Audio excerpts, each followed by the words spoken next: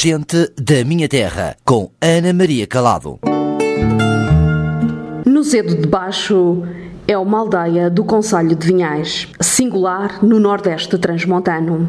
Era uma terra de mecânicos e mineiros, num distrito de agricultores. Era uma terra de azeite e vinho, num concelho de batatas e castanhas. Os pais registavam os filhos em Vinhais, trocavam coisas e compravam serviços em Mirandela e na Torre. Reclamavam da longura de Bragança e aproveitavam, quando podiam, a proximidade de Chaves. Em 1939, nasceu nesta aldeia Manuel Carlos Patrício.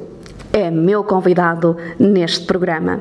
Convido todos os ouvintes que nos estão a ouvir a história maravilhosa deste homem, a vida dele, a vida muito interessante, não só como professor universitário, mas antes disso houve muito mais coisas, mas como excelente escritor que é, sem obra ainda editada, mas brevemente vai ter obra editada e vale a pena realmente ler as coisas que ele escreve. Antes de mais nada, Sr. Doutor, muito obrigado por ter aceito o nosso convite e começava por lhe perguntar, já que é um homem que gosta tanto da nossa terra, do nosso nordeste transmontano, Nozedo de Baixo, sei que foi aí que fez o ensino primário. Quando eu lhe pergunto, o que é para si Nozedo de Baixo? Nozedo de Baixo para mim é o centro do mundo. Aliás, com essa pergunta lembra-me, eu não gosto muito de fazer citações, a menos que quem as fez, quem disse o que eu vou citar, tenha dito uma coisa que se eu dissesse não diria possivelmente tão bem. O Miguel Torga tem uma frase muito engraçada. Dizem que, eu até sei de cor, dizem que a capital do mundo é Paris. Será a capital de França para os franceses, se não estiverem já suficientemente desenraizados como eu. A capital do mundo para o meu pai é São Martinho de Anta. Ora, eu em relação a Nozedo também, a capital do mundo para mim é Nozedo de Baixo. É assim, esteve em Nozedo até que idade? Estive até aos 10 anos. Lembra-se da sua professora primária, por exemplo? Lembro perfeitamente. Uma senhora com bigode. E com socas e com avental? Não, era uma senhora distinta, mas tinha bigode e nessa altura não o cortava, nem fez depilação, portanto assumiu o seu bigode. Era a Nossa Senhora, portanto a gente tinha que cumprimentar, bom dia minha senhora, boa tarde minha senhora, porque as outras não eram senhoras por vistos. E lembro-me perfeitamente, era uma ótima professora. Portanto, a sua infância foi uma infância feliz? Numa terra de mineiros e de agricultores, era complicado viver numa sociedade em que havia, digamos, uma certa rivalidade, que eu sei que havia? Não, é que para mim, como miúdo nessa altura, eu não me apercebia dessas coisas. Claro, havia uma certa rivalidade entre os colegas da mina e os garotos da aldeia, sei lá, com sessões de pedrada de quando em quando, mas isso era uma coisa perfeitamente natural. Eu tive e tenho grandes amigos do lado da mina, e acredito que aquela gente da mina também tinha grandes amigos do lado da população, embora houvesse em relação aos adultos de facto uma certa discriminação. É assim, viveu lá até aos 10 anos, fez a instrução primária, significa que os seus pais veio de uma família que pôs os filhos a estudar, que não era em 1939, se calhar não havia muita gente a estudar, foi uma época difícil. Sim, era uma época difícil, havia muito pouca gente a estudar. Da minha aldeia havia 2 indivíduos no seminário. Eu, em princípio, devia ter ido para o liceu, mas como não andava ninguém no liceu, eu preferi ir para o seminário, porque era onde andava o Zé Padre, como nós lhe chamávamos, andava o Zé Padre, que era meu amigo, o Zé Duval. E claro, era uma aldeia que era singular porque tinha do lado de lá uma amostra com eletricidade, com, enfim, uma série de coisas que não eram comuns em Trás-os-Montes, mas a aldeia era uma aldeia vulgaríssima, como a maior parte das aldeias de Trás-os-Montes. Digamos que esses 10 anos foram 10 anos felizes. Teve uma infância feliz, não sei se vem de uma família numerosa, se teve muitos irmãos, se os seus pais eram pessoas muito conhecidas e abastadas ou eram, digamos, uns simples agricultores. Vamos lá dizer às pessoas quem é que eram os seus pais. Se estamos aqui a falar do professor Manuel Carlos Patrício, se calhar na sua terra toda a gente o conhece, sim. Mas muitas vezes os pais são mais conhecidos quando nós estamos a apresentar as pessoas. Sim, o meu pai era de uma família modestíssima, paupérrima. A minha mãe era talvez das famílias, se não a família mais abastada da população. E o meu pai foi para a tropa sem instrução nenhuma, quer dizer, sabia ler e escrever porque foi aprendendo, mas começou a trabalhar com 9 anos e meio. E como é que a sua mãe quis um homem paupérrimo? Calma aí, pois ela quis um homem paupérrimo porque entretanto esse homem foi para a tropa, fez a 4ª classe na tropa, tirou um curso na tropa, um curso mecânico e portanto era um mecânico especializadíssimo quando regressou à terra. Ele trabalhou desde miúdo nas oficinas da mina e chegou a ser o responsável por toda a parte mecânica das minas.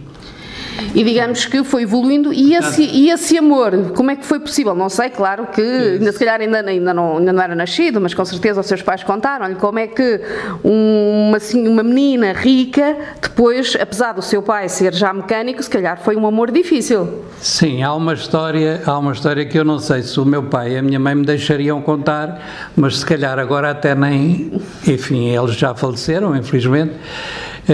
Se calhar até já nem... Eles já não se importam. Ninguém se importa com isso. Havia duas meninas muito interessantes na aldeia e filhas de gente rica. Essas duas meninas, uma chamava-se Inácia e outra Alcina. Uma era loirinha, que era a minha mãe, e a outra era morena, portanto mais para o moreninho, que era prima da minha mãe. Só que o meu pai era filho de pai incógnito entre aspas, e segundo dizem, quer dizer, e acho que está absolutamente provado, seria filho do pai da Inácia. E quando o meu pai e a Inácia, enfim, tiveram contacto e começaram a conversar, etc., houve um pavor na família porque aqui del rei que vais casar com o teu irmão. Isto naqueles tempos era possível, não é? E claro, não foi uma prima, não foi uma das primas, foi a outra, que era prima também. E o meu pai acabou por casar com a Alcina e não com a Inácia. E foram felizes? Extraordinariamente felizes, acho que duas pessoas. O meu pai era inteligentíssimo, a minha mãe era aquilo que se chama uma pessoa muito, muito, muito esperta, era praticamente a chefe de família, porque o meu pai, claro, era muito dedicado à sua arte e ao seu ofício. Desse amor nasceu o Soutor e nasceram mais irmãos? Sim, tive mais 3 irmãos, mais 4 irmãos. Nós éramos 5, faleceram 2, um de acidente e outra de doença normal. Portanto, uma família feliz. Cresceu e viveu sempre numa família feliz. Sim. O seu pai sempre quis que vocês estudassem? Era o grande sonho do meu pai. Aliás, muita gente, os meus tios, por exemplo, sei que alguns deles, também já falecidos todos, sei que alguns deles criticaram, sobretudo os tios da parte da minha mãe, porque quando a minha mãe casou com o meu pai, cortaram relações com a minha mãe e com o meu pai. Só progressivamente o meu pai foi ganhando, enfim, alguma amizade da parte deles, porque o meu pai era muito simpático, enfim, foi se introduzindo pouco. E venceu por ele, não é? E tinha vencido por ele, claro. Mas ele era criticado até pelas pessoas lá, até da família, por, em vez de mandar trabalhar os filhos, mandá-los estudar. Porque o grande sonho do meu pai era, de facto, que os filhos se formassem. E formaram-se quase todos, não é? É assim, depois disso, depois da 4ª classe na sua aldeia, fez o exame da 4ª classe em Vinhais com distinção. Sim, havia aquela história do aprovado com distinção ou aprovado só. Sim, eu fui aprovado com distinção, nesse ano parece-me o único. No ano anterior tinha sido um primo meu também, aprovado com distinção, também já faleceu, o Manuel, filho do tio João da Cruz.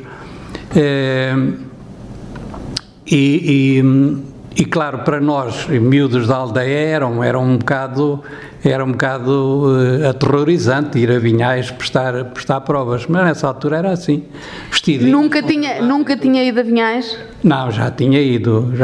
Foi com o seu melhor fato? Sim, com o melhor fato, com gravatinha, enfim, aquele mini homenzinho.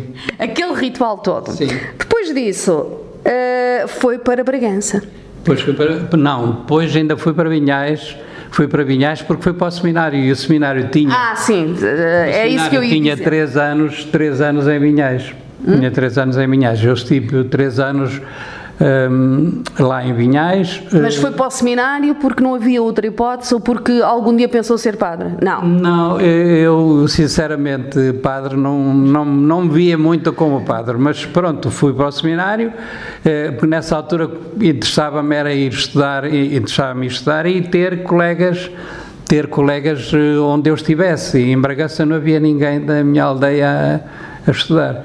E sempre foi também, além do seu pai, que sempre fez força para vocês, os filhos todos estudarem, também sempre quis estudar, sempre foi o seu sonho de estudar?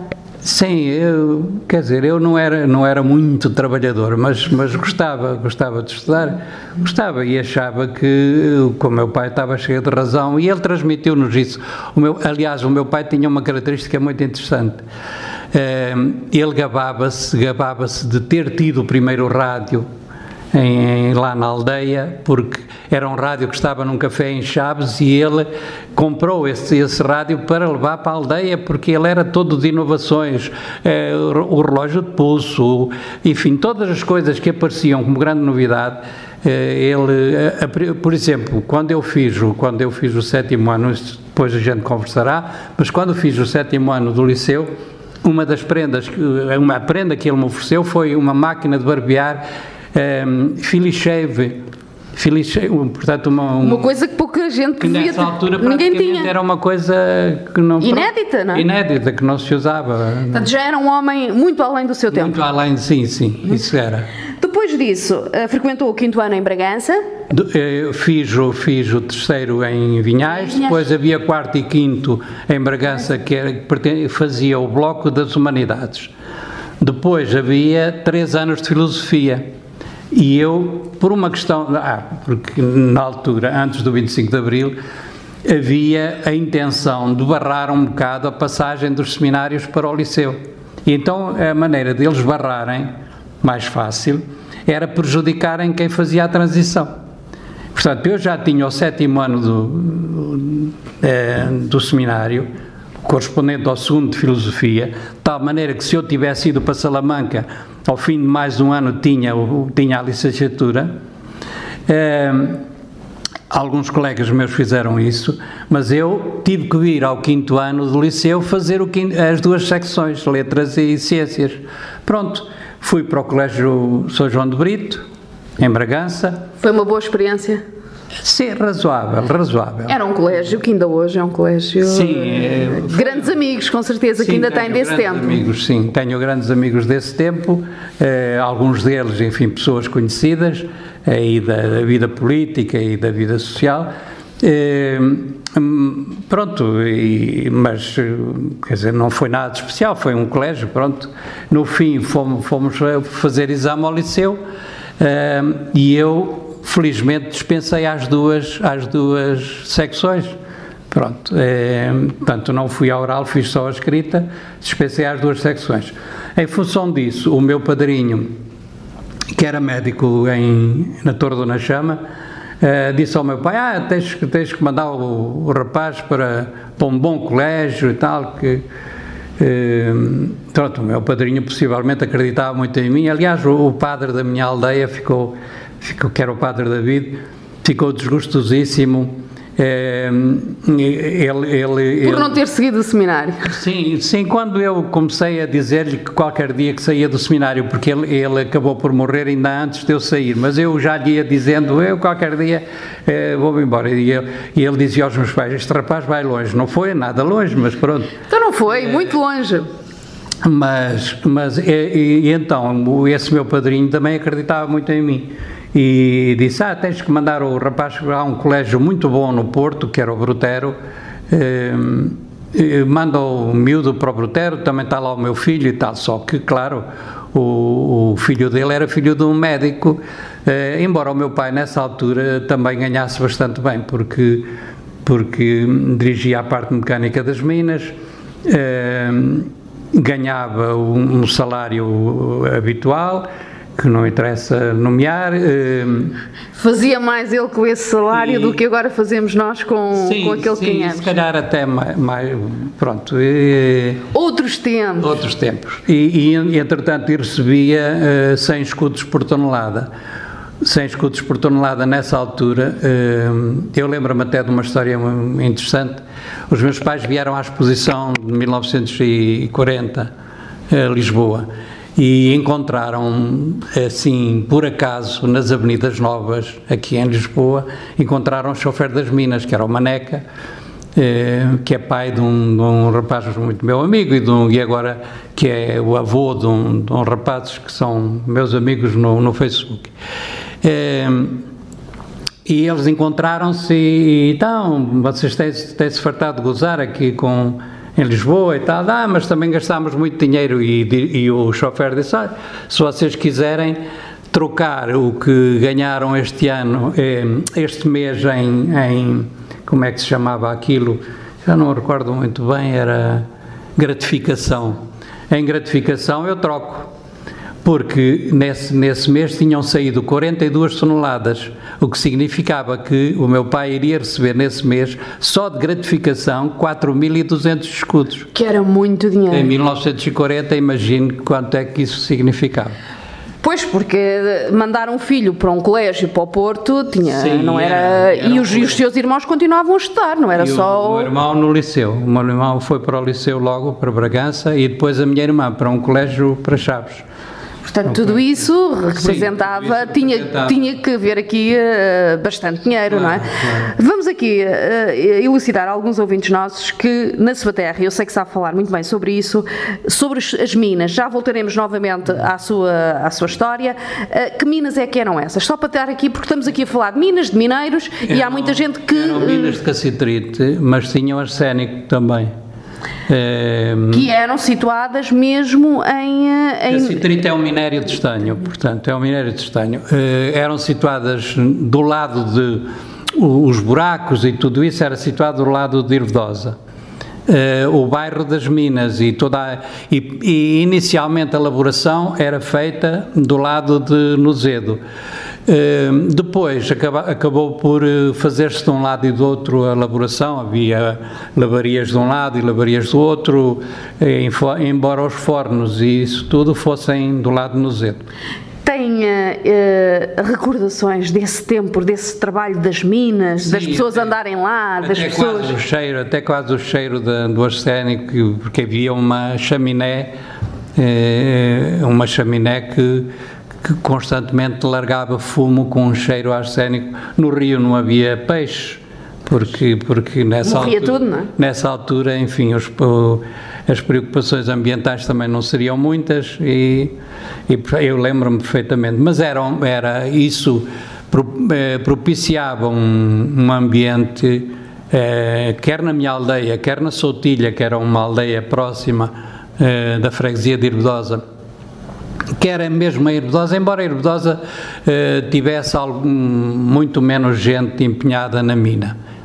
Curiosamente eram as minas de Irvedosa, mas com muito pouca gente ligada às minas. E digamos que a economia dessas aldeias todas vivia à volta da mina. Sim, vivia, inclusive até São Pedro Velho, Torre Dona Chama, etc., porque ao fim de semana havia autênticas feiras porque iam lá vender produtos, primícias, coisas que enfim, que apareciam, verduras, etc., porque os mineiros não cultivavam, praticamente não cultivavam nada. Elas fecharam quando? Tem ideia? Fecharam em 69, suponho, mas eu nessa altura estava no Brasil, portanto... Já não assistiu pelo menos ao fecho? Infelizmente não assisti, porque depois aquilo foi, enfim, foi tudo vendido para a sucata, fizeram-se algumas pilhagens, o que é normal também nestas situações, e perdeu-se uma boa oportunidade de fazer ali um núcleo de arqueologia industrial. Porque havia máquinas interessantíssimas e aquilo tudo conservado hoje seria interessante. E agora já não está lá nada? Agora estão lá ruínas, está lá a ferrugem, estão lá uns buracos ainda, alguns deles perigosos, porque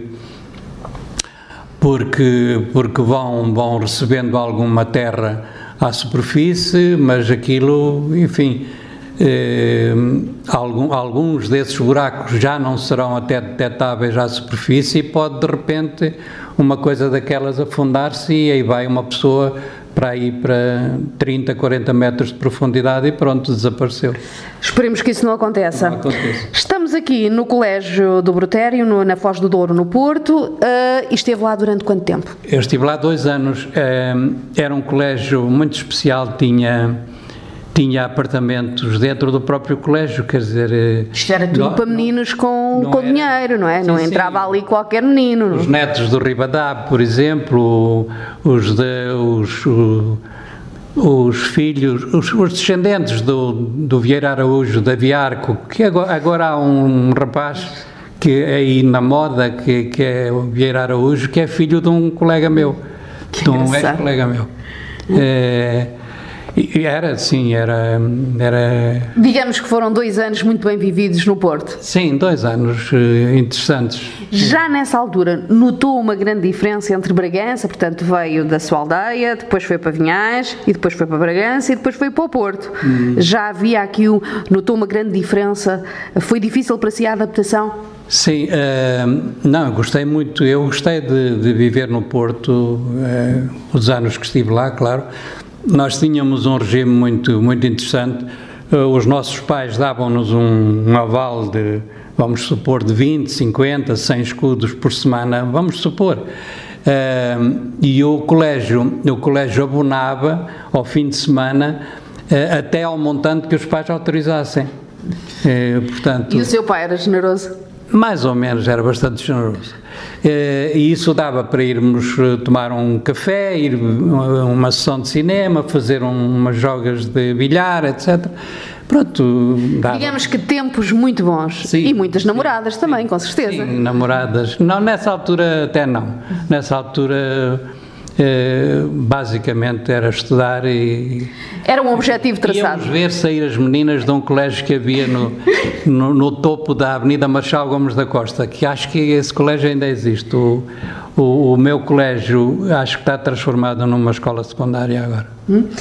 Sei que se formou com 18, que fez o 7º ano com 18 valores. Não, 18 às nucleares. Às 18 valores, portanto... 16 valores em média geral. Mesmo 16 valores, atenção, não é?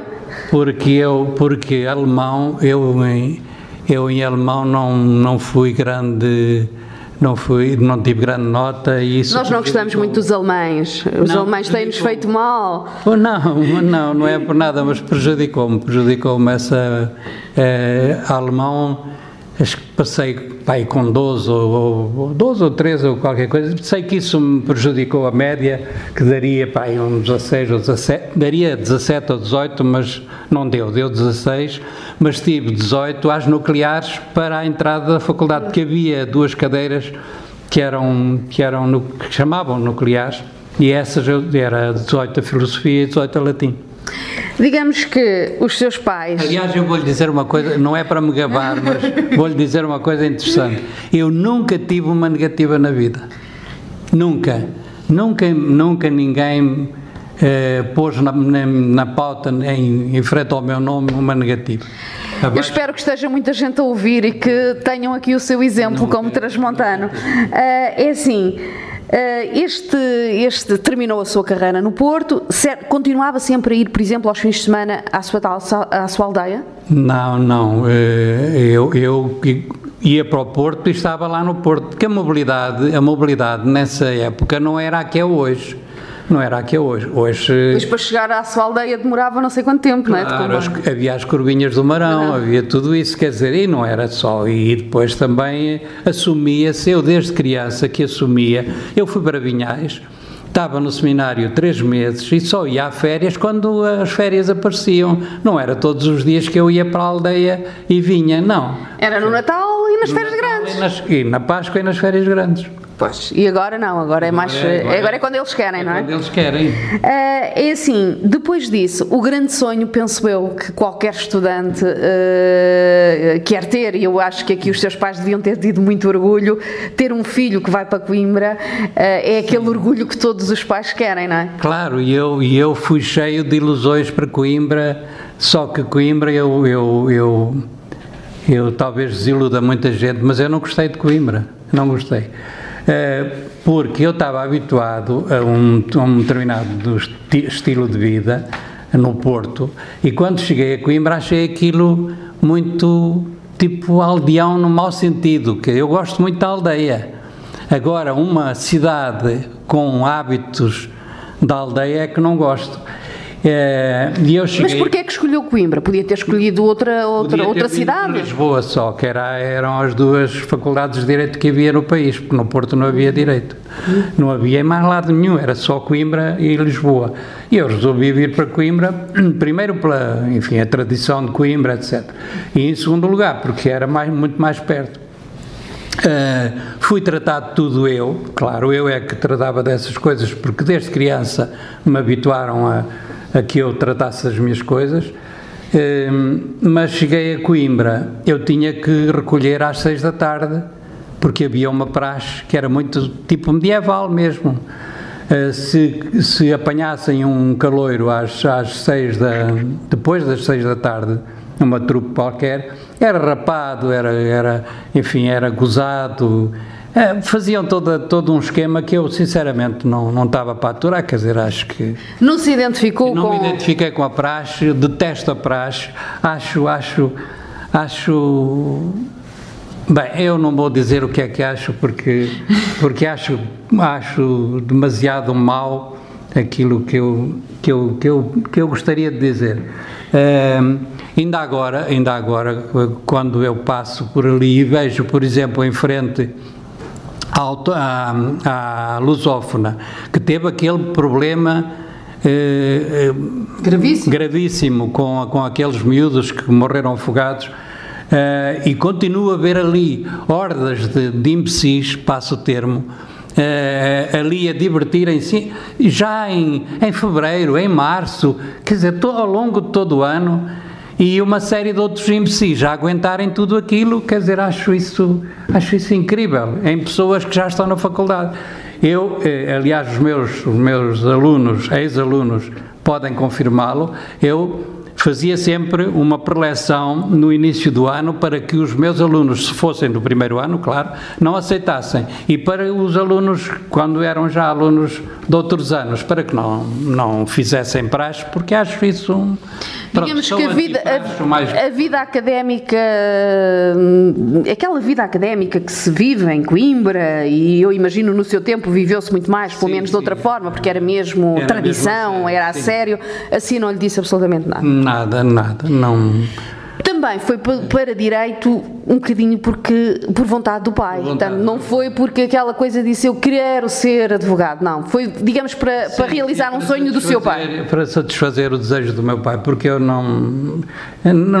e depois de ter assistido às primeiras aulas, eu percebi logo que aquilo não era o meu género.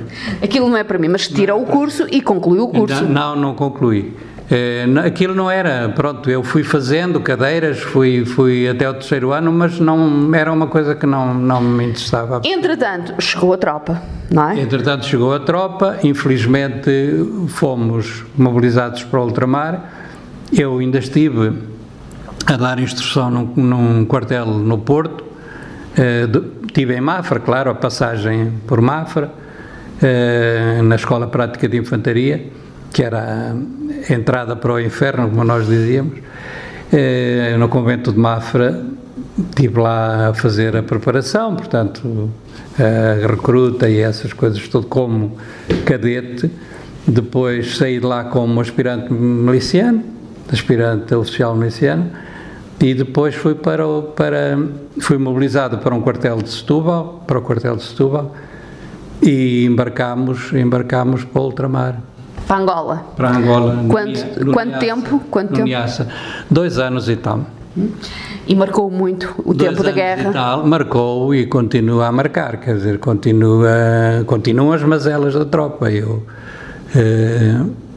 Eu, como possivelmente 80% dos meus colegas da altura, continuam a tomar os comprimidinhos da praxe, enfim, para os nervos, para adormecer, para não sei o quê, aquelas coisas que a gente... Nunca teve intenção, por exemplo, de seguir a tropa? Já tinha algum estudo, já podia ter chegado a ter alguma patente? Pronto. Podia ter seguido a tropa, quer dizer, podia teoricamente, agora na altura o crivo para poder seguir também era um bocado apertado, porque eu não sei se politicamente me deixariam seguir, mas quando regressei do ultramar, eu como não queria continuar a cargo dos meus pais, eu resolvi fazer um requerimento para continuar na tropa como miliciano. E então fui para o Centro de Estudos Psicotécnicos do Exército, que era em Caxias. Fiz lá um curso de testador psicotécnico, um curso de psicotecnia, que foi muito importante para mim quando fui para o Brasil, porque quando fui para o Brasil trabalhei lá em seleção psicotécnica. Ora bem, mas antes de ir para o Brasil, voltou e regressou à Faculdade de Direito, mas já aqui em Lisboa. Já aqui em Lisboa. Nessa altura já esqueci Coimbra, vim aqui para Lisboa, fiquei maravilhado com Lisboa porque fiz amizades com muita gente, nomeadamente pessoas que andavam no 5º ano, que andavam no 4º ano, portanto, coisa que em Coimbra era um pouco difícil, embora eu também tivesse um grande amigo que andava no 5º ano lá em Coimbra, e de quem era muito amigo, que acabou depois até por ser procurador, delegado procurador da República lá no meu concelho, uns anos mais tarde. Mas não, pronto, eu vim para Lisboa. E aqui na Faculdade de Direito de Lisboa, acabou o curso ou não? Não. Nunca? Direito não estava, não era a sua praia? Não era a minha praia e mudei para a Faculdade de Letras, onde existia o departamento de... Primeiro tive em História até, havia lá umas cadeiras que de facto eram muito interessantes para mim, achava isso muito interessante, mas também não, pronto, ao fim de um ano resolvi tirar daí a coisa e então surgiu a história da geografia, que eu, pronto, tinha um professor espetacular, que era o professor Orlando Ribeiro, não sei se conhece o nome, já falecido, que era um poço de sabedoria, pronto, um indivíduo... Um homem com obra deixada, sim, não é? Um indivíduo espetacular, com aulas impressionantes, pronto, e mais alguns professores muito interessantes. Mas antes disso vamos falar do Brasil. Como é que vai para o Brasil? Está em Portugal, na altura está na Faculdade de Direito em Lisboa, não é? E de repente diz, vou para o Brasil. Eu sei que os transmontanos são assim, temos que ir e acabou. Pois, não, fui. Razões eu prefiro não, enfim, não são razões pessoais, não tem nada a ver com, por exemplo, ofertas de trabalho, nada disso. Uma nova oportunidade, tipo, como a imigração, na altura, também existia, não é? Também existia. Sim, também existia, mas não... Eu tinha na altura tinha um automóvel na altura, já e tinha um apartamento, mas vendi-o. Casou também com uma senhora rica como o pai? Não casei, não, era solteiríssimo, solteiríssimo.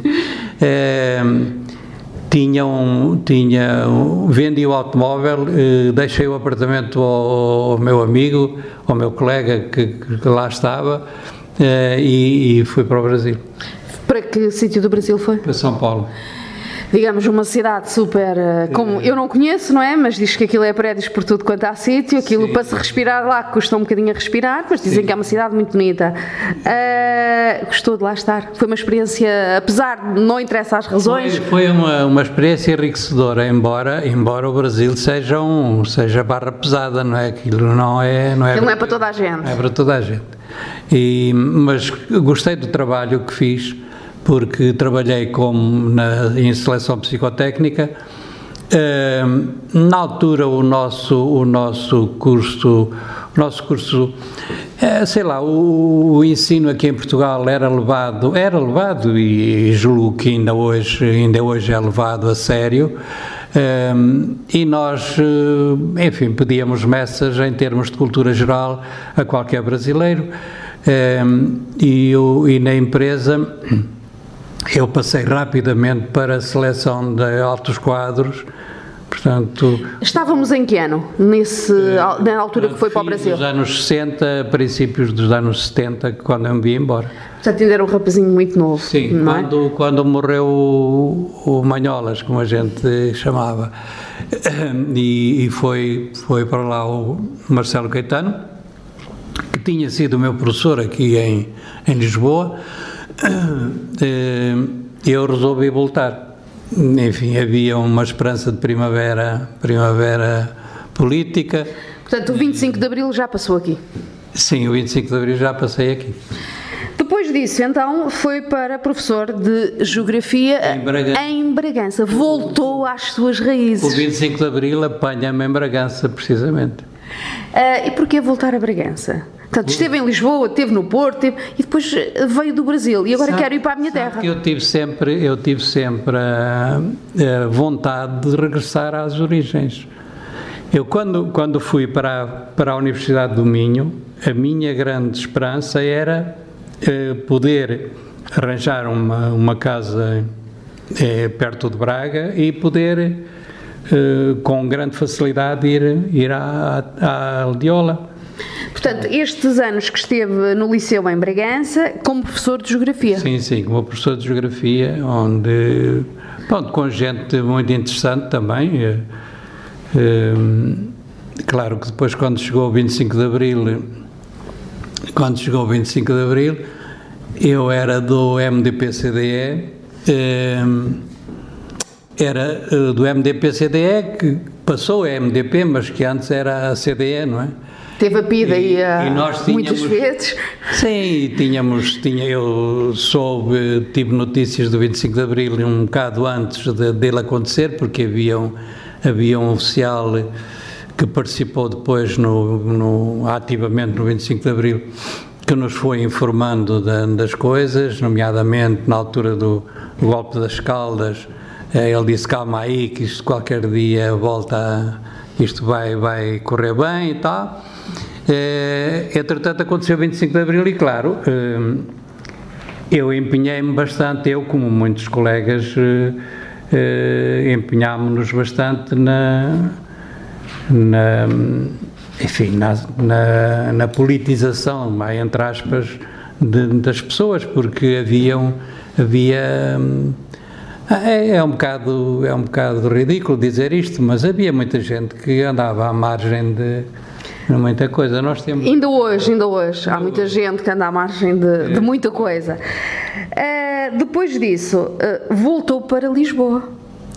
Sim, voltei para Lisboa um bocado... Há uma coisa que nós sabemos, doutor, é que a sua vida não foi monótona. Não, isso não. E voltei para Lisboa porque não me queriam em Bragança. Simplesmente não me queriam. causa da política? Sim, politicamente eu era uma pessoa... Foi saneado. Saneado. Não interessa. Não interessava. Não fui saneado propriamente, não, mas enfim, era... Incomodava. Havia uma certa hostilidade e eu concorri e vim para o Liceu Camões. Um grande liceu, que ainda hoje é. Sim, que ainda hoje é. Ainda dentro daquela efervescência pós-revolucionária e tal. Tive aí algum tempo, foi aí que conheci a minha mulher e casei, ainda dei aulas também na escola industrial Ferreira Borges, que na altura já funcionava como uma secundária normal.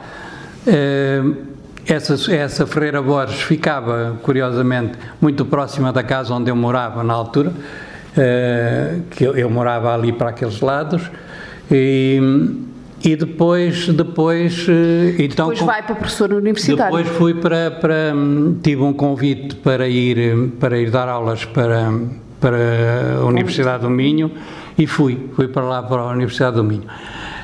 Na Universidade do Minho, como eles não tinham quadros na altura, porque havia muitos assistentes, mas havia muito poucos professores. E então o plano era, ao fim de 1 ano, 2 anos, enviarem as pessoas para Londres para fazerem o doutoramento. E, portanto, eu fui com esse contrato. Eu iria para a Universidade do Minho, estaria lá 1 ano e ao fim de 1 ano eu iria para Londres. Adorei estar em Braga. Conheci gente interessantíssima em Braga, o núcleo da ASPA, que era uma associação de defesa do património, muito interessante, muito contestatário, das políticas camarárias da altura. Portanto, entrei também para o rol dos não queridos lá de Braga, mas adorei estar em Braga. Gostei muito. Quanto tempo é que esteve lá? Estive lá 1 ano. Ao fim de 1 ano soube que em Lisboa abriram o curso. Porque a família continuava aqui em Lisboa e o senhor continuava em Lisboa. Eu vinha aos fins de semana, de comboio, deixava o carro em Vila Nova de Gaia, porque não gostava de atravessar a ponte de comboio, porque diziam-me que cada vez que passava ali um comboio caíam não sei quantos parafusos. Eu disse: qualquer dia cai a ponte também. Portanto, eu deixava o carro em Vila Nova de Gaia e vinha todos os fins de semana. Gostou de ser... Foi uma nova fase da sua vida? Muito interessante. Quanto tempo esteve lá? Estive lá só 1 ano. Só um ano. Entretanto, vim para Lisboa, e claro, entrei como assistente em Geografia e simultaneamente fiz o mestrado. E pronto, e depois fez o grande doutoramento. E depois o doutoramento. Inclusive estive também como investigador no Centro de Estudos Geográficos, primeiro. Depois, e aí estive bastante tempo, não sei agora precisar datas, mas a partir de certa altura havia um anexo integrado no Centro de Estudos Geográficos, havia integrado uma secção de antropologia, dirigida por um grande amigo meu, que foi meu professor de antropologia no curso de Geografia, que era o professor Manuel Viegas Guerreiro, que era um algarvio muito simpático e muito boa pessoa. Esse indivíduo era tão antropólogo e tão ligado à etnologia que eu convidei-o para ir passar umas férias. Desculpe fazer agora Não faz mal. Este parênteses aqui. Eu convidei-o para ir passar, já depois de eu ser assistente na faculdade. Portanto, éramos colegas, não, porque ele era professor e eu assistente, mas convidei-o para ir passar, ele e a esposa, para passar uma Páscoa em Trás-os-Montes, porque via os folares, todas aquelas coisas e tal. Eu tinha-lhe falado muito na minha aldeia, nomeadamente, eu durante o curso tinha feito um trabalho sobre o ramo da minha aldeia, que era uma representação que havia lá, e ele estava com uma certa curiosidade de coisa. Bem, chegámos à aldeia, estacionei o carro, apresentei-o aos meus pais, etc. E ele saiu logo e foi sozinho rua abaixo até à ponte, que é o centro da aldeia. Quando eu dei pela falta dele, disse, o professor onde é que está? E tal, perguntei à esposa, ele já saiu, ele foi para aí dar uma volta e tal. E eu fui à procura dele.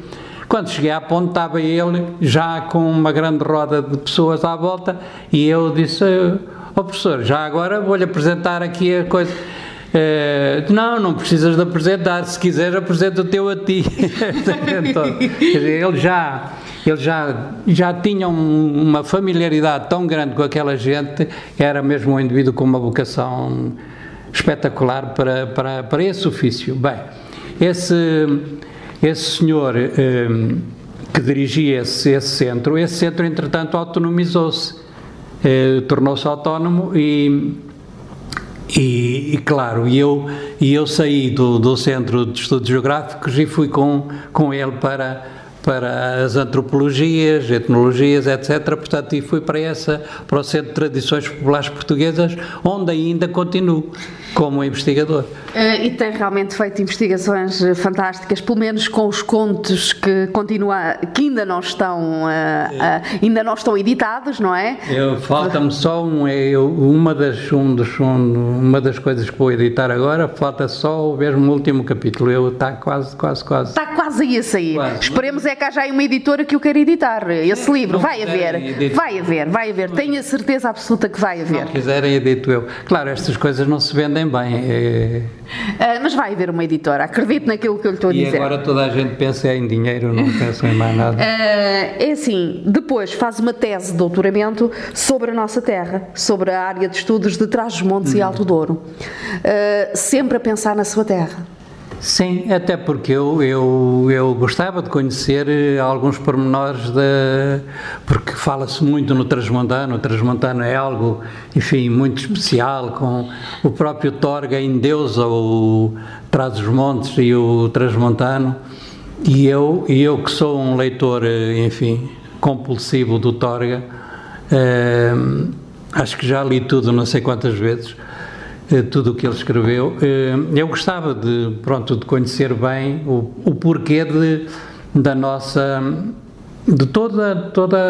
toda a nossa singularidade, e fiz uma tese sobre a percepção do espaço transmontano e sobre a importância do espaço transmontano como um espaço de identidade.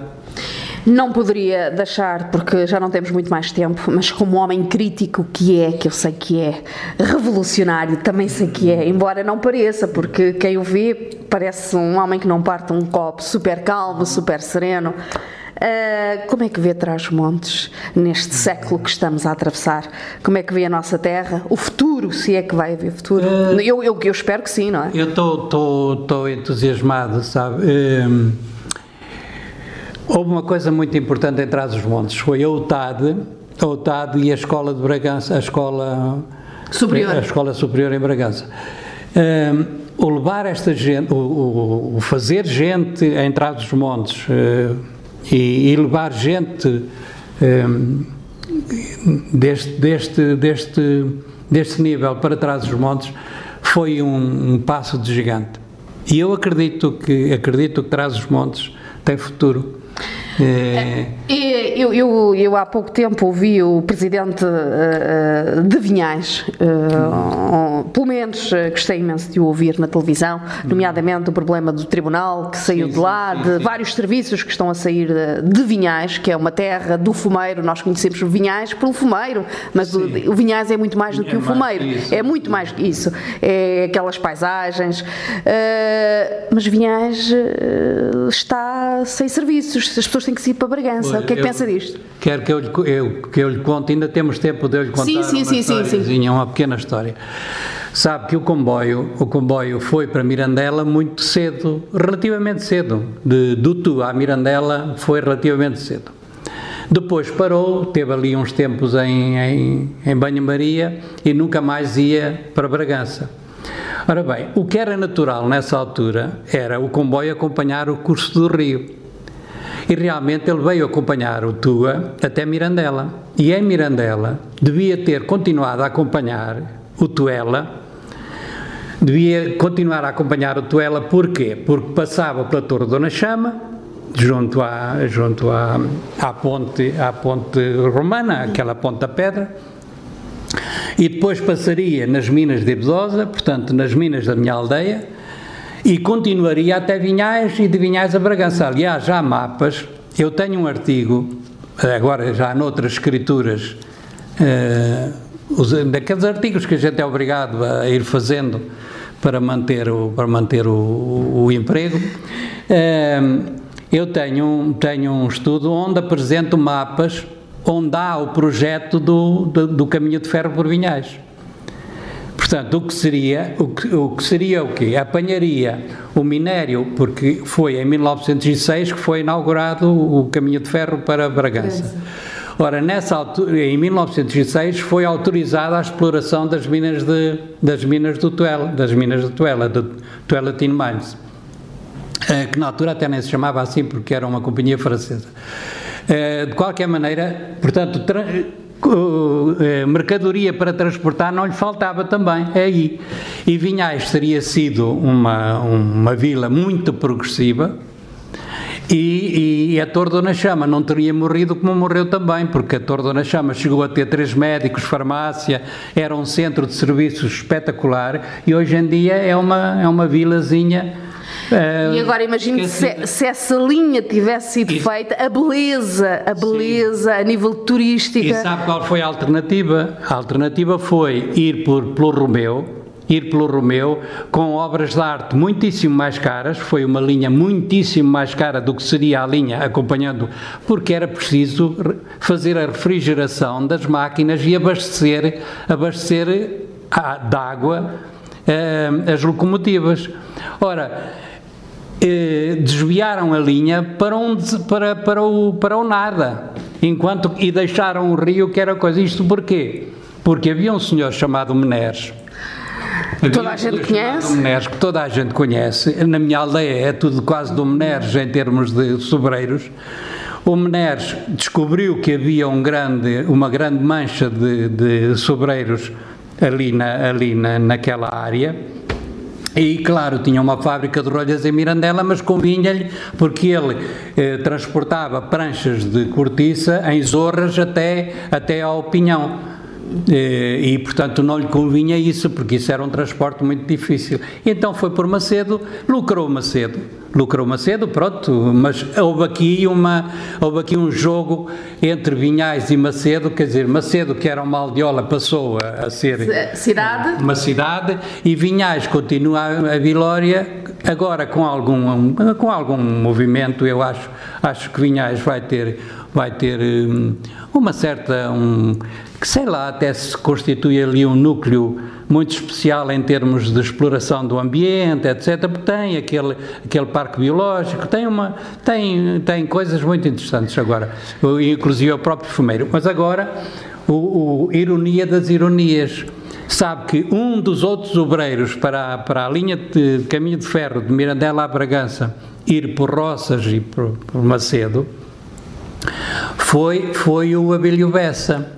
E sabe de onde era natural o Abílio Bessa? Não sei. Adivinha? Vinhais. É assim, temos mesmo que terminar, mas primeiro queria que me dissesse de tudo o que existe na sua aldeia, quando entra na sua aldeia, quando respira aquele ar, o que é que lhe faz logo lembrar? Entra na sua aldeia e o que é que gosta? Eu sei que gosta de tudo, mas há sempre uma coisa que nós gostamos mais. A minha aldeia sabe que é talvez, e pergunta ao Presidente da Câmara de Vinhais e vai ver o que é que ele é da mesma opinião, suponho. A minha aldeia é talvez das aldeias mais bonitas de Trás-os-Montes, porque o rio faz meandros no fundo da aldeia. A aldeia é atravessada por duas ribeiras, essas duas ribeiras juntam-se em plena aldeia, correm depois para o rio que corre no fundo da aldeia. Tem veigas lindíssimas, a veiga de Conde, a veiga principal, tem veigas lindíssimas, lindíssimas. Quem se aproxime de Nozé de Baixo, ou vindo de Irdosa, ou vindo de Rebordelo, se parar lá no alto e olhar cá para baixo, vai ver que fica extasiado. Que é um autêntico tapete, de arraiolos, de arraiolos não porque é de lá de cima, mas é um autêntico tapete, porque como sabe, a propriedade em Trás-os-Montes está super dividida, e quando a veiga é muito fértil, nas veigas muito férteis, a divisão ainda é maior, porque toda a gente quer ter lá um pedacinho e tal. Agora imagine todos estes pedacinhos cultivados, um verde mais claro, um verde mais escuro, um castanho, um cheio de florinhas amarelas, outro cheio de florinhas brancas. Imagine isso tudo, visto à distância, esse tapete lindo. É mesmo para nós imaginarmos, e agora nesta época